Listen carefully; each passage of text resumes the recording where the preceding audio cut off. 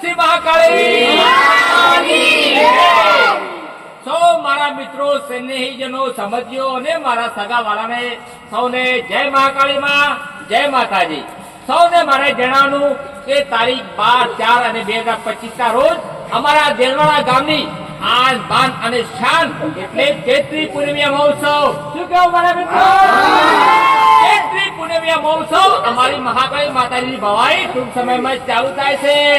તો સૌ મારા યુવાનો ભાઈઓ સ્નેહીજનો સગા સંબંધીઓ સૌ જોવા માટે પધારજો.